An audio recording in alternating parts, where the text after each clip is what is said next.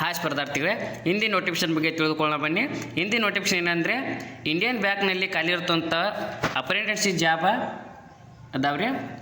ನೋಡಿರಿ, ಟೋಟಲಾಗಿ vacancy 1500 vacancy ಖಾಲಿ ಇದ್ದು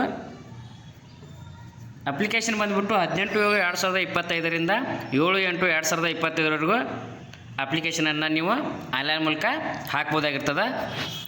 ಹಾಗಾದರೆ ವೇಕೆನ್ಸಿ ಯಾವ ರೀತಿ ಅದಾವೆ, ಕ್ಯಾಟಗರಿ ವೈಸ್ ಯಾವ ರೀತಿ ಹಂಚಿಕೆ ಮಾಡಲಾಗಿದೆ ಮತ್ತು ಕರ್ನಾಟಕದಲ್ಲಿ ಎಷ್ಟು ಪೋಸ್ಟ್ ಖಾಲಿ ಇದಾವೆ ನೋಡೋಣ. ನೋಡೋಕ್ಕಿಂತ ಮುಂಚೆ ಇನ್ನೂ ಯಾರು ನನ್ನ ಚಾನಲ್ಗೆ ಸಬ್ಸ್ಕ್ರೈಬ್ ಆಗಿಲ್ಲ, ದಯವಿಟ್ಟು ಸಬ್ಸ್ಕ್ರೈಬ್ ಮಾಡ್ಕೊಳ್ಳಿ.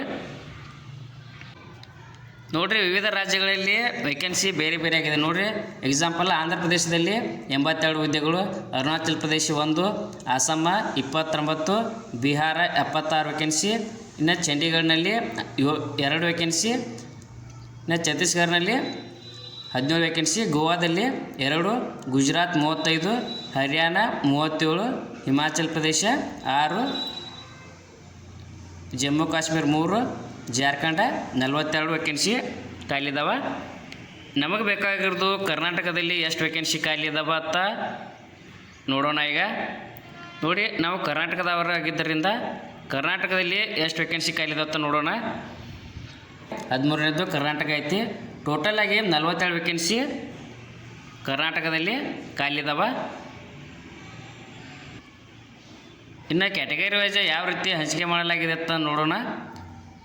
ನೋಡಿರಿ, ಟೋಟಲಾಗಿ ಬಂದ್ಬಿಟ್ಟು 47 ವೇಕೆನ್ಸಿ ಕರ್ನಾಟಕದಲ್ಲಿ ಖಾಲಿ ಇದ್ದು ಎಸ್ ಸಿ ಅಭ್ಯರ್ಥಿಗಳಿಗೆ 6 vacancy, S T 2, O B C 11, E W S 4, U R candidate 19 ವೇಕೆನ್ಸಿಗಳು ಖಾಲಿ ಇದಾವೆ. ಇನ್ನು ವಿವಿಧ ರಾಜ್ಯಗಳಲ್ಲಿ ಕೂಡ ಖಾಲಿ ಇದಾವೆ. ನಮಗೆ ಮುಖ್ಯವಾಗಿ ಇರುವುದು ಕರ್ನಾಟಕ. ಇನ್ನು ಎಲ್ಲ ರಾಜ್ಯಗಳಲ್ಲಿ ನೋಡೋದಾದರೆ ವೇಕೆನ್ಸಿ ಬಂದುಬಿಟ್ಟು 1500 ವೇಕೆನ್ಸಿ ಖಾಲಿ ಇದಾವೆ ಇಂಡಿಯನ್ ಬ್ಯಾಂಕ್ನಾಗ.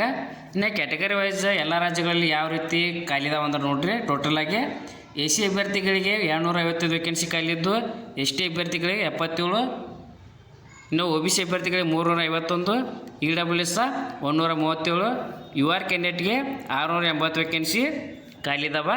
ಇದು ಎಲ್ಲ ರಾಜ್ಯಗಳಲ್ಲಿನ ಕ್ಯಾಟಗರಿ ವೈಸ್ ಹಂಚಿಕೆ ಮಾಡಲಾಗಿದೆ. ಈ ಹುದ್ದೆಗೆ ನಾವು ಅಪ್ಲಿಕೇಶನ್ ಹಾಕ್ಬೇಕಂದ್ರೆ ಏಜ್ ಲಿಮಿಟ್ ಯಾವ ರೀತಿ ಐತೆ ನೋಡಿರಿ. 20ರಿಂದ 28 ವರ್ಷದ ಒಳಗಿನ ಅಭ್ಯರ್ಥಿಗಳು ಈ ಹುದ್ದೆಗೆ ಅಪ್ಲಿಕೇಶನನ್ನು ಹಾಕ್ಬೋದಾಗಿರ್ತದೆ. ಇನ್ನು ಮತ್ತು ಏಜ್ ರಿಲ್ಯಾಕ್ಷನ್ಸ್ ಕೂಡ ಅಪ್ಲೈ ಆಗ್ತದೆ. ನೋಡಿರಿ, ಏಜ್ ರಿಲ್ಯಾಕ್ಷನ್ಸ್ ಯಾವ ರೀತಿ ನೀಡ್ಯಾರಂದ್ರೆ, ನೀವು ಎಸ್ ಸಿ ಎಸ್ ಟಿ ಅಭ್ಯರ್ಥಿಗಳಾಗಿದ್ದರೆ ನಿಮಗೆ 5 ವರ್ಷ ಏಜ್ ರಿಲ್ಯಾಕ್ಷನ್ಸ್ ಇರುತ್ತೆ. ನೋಡಿರಿ, ಎರಡನೇದಾಗಿ ಒ ಬಿ ಸಿ ಅಂದರೆ ಅದರ್ ಬ್ಯಾಕ್ವರ್ಡ್ ಕ್ಲಾಸಸ್, ಇದು 3 ವರ್ಷ ಏಜ್ ರಿಲ್ಯಾಕ್ಷನ್ಸನ್ನು ಅಪ್ಲೈ ಇದೆ. ಇನ್ನು ಪಿ ಡಬ್ಲ್ಯೂ ಬಿ ಡಿ ಅಭ್ಯರ್ಥಿಗಳಾಗಿದ್ದರೆ 10 ವರ್ಷ ಐತಿ. ಇನ್ನು ಕ್ವಾಲಿಫಿಕೇಷನ್ ಏನಾಗಿರ್ಬೇಕು ಈ ಹುದ್ದೆಗೆ ಅಪ್ಲಿಕೇಶನ್ ಹಾಕಬೇಕಾದ್ರೆ ಅಂದ್ರೆ ನೋಡಿರಿ, ಅಭ್ಯರ್ಥಿ ಗ್ರ್ಯಾಜುಯೇಟ್ ಆಗಿರಬೇಕು. ಯಾವುದೇ ಪದವಿಯನ್ನು ಪಡೆದರೂ ಕೂಡ ಅಭ್ಯರ್ಥಿ ಈ ಹುದ್ದೆಗೆ ಅಪ್ಲಿಕೇಶನನ್ನು ಹಾಕ್ಬೋದಾಗಿರ್ತದೆ. ಇನ್ನು ಅಭ್ಯರ್ಥಿಗಳನ್ನು ಯಾವ ರೀತಿ ಸೆಲೆಕ್ಷನ್ ಮಾಡ್ಕೋತಾರೆ ನೋಡಿರಿ, ಎಲ್ಲ ಅಭ್ಯರ್ಥಿಗಳು ಡಿಗ್ರಿ ಹೋಲ್ಡರ್ ಆಗಿರಬೇಕು ಮತ್ತು ಗ್ರ್ಯಾಜುಯೇಷನನ್ನು ಅವರು 1 ಏಪ್ರಿಲ್ 2021 ಮೇಲೆ ಮುಗಿಸಿದರೆ ಈ ಹುದ್ದೆಗೆ ಅಪ್ಲಿಕೇಶನನ್ನು ಹಾಕ್ಬೋದಾಗಿರ್ತದೆ. ನೋಡಿರಿ, ನೀವು ಅಫಿಷಿಯಲ್ ವೆಬ್ಸೈಟ್ ಅಂದರೆ www.nats.education.government.in ಹೋಗಿ ನಿಮ್ಮದು ರಿಜಿಸ್ಟ್ರೇಷನ್ ಮಾಡ್ಕೊಂಡು ಅಪ್ಲಿಕೇಶನನ್ನು ಹಾಕ್ಬೋದಾಗಿರ್ತದೆ. ನೋಡಿರಿ, ಸೆಲೆಕ್ಷನ್ ಪ್ರೊಸೆಸ್ಸಲ್ಲಿ ಆನ್ಲೈನ್ ಟೆಸ್ಟ್ ಇರ್ತೀವಿ. ಇದು objective type multiple choice questions ಇರ್ತಾವೆ.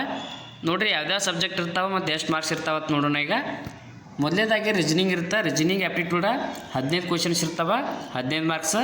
ಇನ್ನು ಕಂಪ್ಯೂಟರ್ ನಾಲೆಜ್ 10 ಕ್ವಶನ್ಸ 10 ಮಾರ್ಕ್ಸ್ ಇರುತ್ತೆ. ಕಂಪ್ಯೂಟರ್ ನಾಲೆಜ್ 10 ಕ್ವಶನ್ಸ 10 ಮಾರ್ಕ್ಸ್ ಇರುತ್ತೆ. ಇನ್ನು ಮೂರನೇದಾಗಿ ಇಂಗ್ಲೀಷ್ ಲ್ಯಾಂಗ್ವೇಜ್ 25 ಕ್ವಶನ್ಸ್ ಇರ್ತಾವೆ, 25 ಮಾರ್ಕ್ಸ್. ಇನ್ನು ಕ್ವಾಂಟಿಟಿ ಆ್ಯಪ್ಟಿಟ್ಯೂಡ್ ಬಂದುಬಿಟ್ಟು 25 ಕ್ವಶನ್ಸು 25 ಮಾರ್ಕ್ಸ್ ಇರುತ್ತೆ. ಇನ್ನು general awareness with special reference banking industry ಒಳಗೆ ಅಂದರೆ ಬ್ಯಾಂಕಿಂಗ್ ಬಗ್ಗೆ ಜನರಲ್ ಅವೇರ್ನೆಸ್ ಇರುತ್ತೆ. ಇದು 25 ಕ್ವಶನ್ಸ್ ಇರ್ತವೆ, 25 ಮಾರ್ಕ್ಸ್. ಟೋಟಲಾಗಿ 100 ಕ್ವಶನ್ಸ್ ಎಕ್ಸಾಮ್ ಆಗಿರ್ತದೆ, 100 ಮಾರ್ಕ್ ಇರ್ತವೆ. ಇನ್ನು ಟೋಟಲ್ ಟೈಮಿಂಗ್ ಬಂದುಬಿಟ್ಟು 60 ನಿಮಿಷ ಎಕ್ಸಾಮ್ನ ಅವಧಿಯಾಗಿರ್ತದೆ. ಮತ್ತಿನ್ನು ನೆಗೆಟಿವ್ ಮಾರ್ಕಿಂಗ್ ಕೂಡ ಅಪ್ಲೈ ಆಗ್ತದೆ. ನೋಡಿರಿ, ನೆಗೆಟಿವ್ ಮಾರ್ಕಿಂಗ 1/4 ಇದರಲ್ಲಿ ಕಟ್ ಆಗ್ತದೆ. ಇನ್ನು ನೀವು ಅಪ್ಲಿಕೇಶನ್ ಹಾಕುವ ರಾಜ್ಯಕ್ಕೆ ಅಂದರೆ ಲೋಕಲ್ ಲ್ಯಾಂಗ್ವೇಜ್ ಪ್ರೊಫೆನ್ಸಿ ಟೆಸ್ಟ್ ಅಂತ ಇರುತ್ತೆ. ನೀವು ಯಾವ ರಾಜ್ಯಕ್ಕೆ ಅಪ್ಲಿಕೇಶನ್ ಹಾಕ್ತೀರಿ ಆ ರಾಜ್ಯದ ಲ್ಯಾಂಗ್ವೇಜ್ ಅಂದರೆ ಭಾಷೆ ನಿಮಗೆ ಬರಬೇಕು. ನೋಡಿರಿ, ನೀವು ಎಕ್ಸಾಂಪಲ್ ಆಂಧ್ರ ಪ್ರದೇಶಕ್ಕೆ ಹಾಕ್ತಿದ್ರೆ ತೆಲುಗು ಅಥವಾ ಉರ್ದು ಬರಬೇಕು. ಇನ್ನು ಅರುಣಾಚಲ್ ಪ್ರದೇಶಕ್ಕೆ ಹಾಕ್ತಿದ್ರೆ ಇಂಗ್ಲೀಷ್ ಬರಬೇಕು. ಇನ್ನು ಬಿಹಾರ ಹಾಕ್ತಿದ್ರೆ ಅಂದರೆ ಹಿಂದಿ ಅಥವಾ ಉರ್ದು ಬರ್ಬೇಕು. ನೋಡಿರಿ, ನಾವು ಈಗ ಕರ್ನಾಟಕ ಹಾಕ್ತೀವಿ, ನಮಗೆ ಕನ್ನಡದ ಬಗ್ಗೆ ಸಂಪೂರ್ಣ ಮಾಹಿತಿ ಇದ್ದರೆ ಸಾಕು. ಇನ್ನು ಯಾವ ರೀತಿ ಟೋಟಲ್ ಸ್ಟಿಪೆಂಡ್ ಪರ್ ಮಂತ್ ಇರುತ್ತಂದ್ರೆ ಮೆಟ್ರೋ ಅಥವಾ ಅರ್ಬನ್ ಬ್ರಾಂಚಸ್ಗಿದ್ರೆ 15,000 ಇರುತ್ತೆ. ಇನ್ನು ರೂರಲ್ ಅಥವಾ ಸೆಮಿ ಅರ್ಬನ್ ಬ್ರಾಂಚಸ್ಗಿದ್ರೆ 12,000 ರೂಪಾಯಿ ಸ್ಟಿಪೆಂಡ್ ಅಂತೇಳಿ ಪರ್ ಮಂತ್ ಸಿಗತ್ತೆ ನೋಡ್ರಿ. ಇನ್ನು ಅಪ್ಲಿಕೇಶನ್ ಹಾಕಬೇಕಾದ್ರೆ ಅಪ್ಲಿಕೇಶನ್ ಫೀ ಯಾವ ರೀತಿ ಐತೆ ಅಂದ್ರೆ ನೋಡ್ರಿ, ನೀವು ಜನರಲ್ OBC ಅಥವಾ EWS ಅಭ್ಯರ್ಥಿಗಳಾಗಿದ್ದರೆ ನಿಮಗೆ 800 ರೂಪಾಯಿ ಅಪ್ಲಿಕೇಶನ್ ಫೀ ಆಗಿರ್ತದೆ. ಇನ್ನು ಅಥವಾ SC ST PWBD ಅಭ್ಯರ್ಥಿಗಳಾಗಿದ್ದರೆ 175 application fee ಆಗಿರ್ತದೆ ನೋಡ್ರಿ.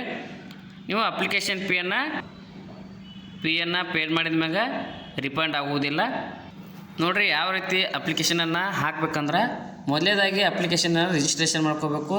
ಎರಡನೇದಾಗಿ ಪೇಮೆಂಟನ್ನು ಮಾಡಬೇಕು, ಅಪ್ಲಿಕೇಶನ್ ಫೀ ಪೇಮೆಂಟ್ ಮಾಡಬೇಕು.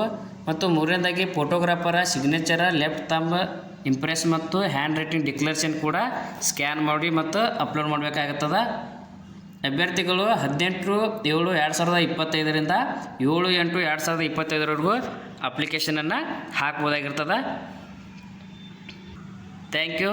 ಇನ್ನೂ ಯಾರು ನಮ್ಮ ಚಾನಲ್ಗೆ ಸಬ್ಸ್ಕ್ರೈಬ್ ಆಗಿಲ್ಲ ದಯವಿಟ್ಟು ಸಬ್ಸ್ಕ್ರೈಬ್ ಮಾಡಿಕೊಳ್ಳಿ. ಮುಂದೆ ಯಾವುದೇ ಜಾಬ್ ಬಗ್ಗೆ ನಾನು ತಿಳಿಸಿದಾಗ ನಿಮಗೆ ನೋಟಿಫಿಕೇಷನ್ ಮೂಲಕ ತಿಳಿದು ಬರುತ್ತದೆ.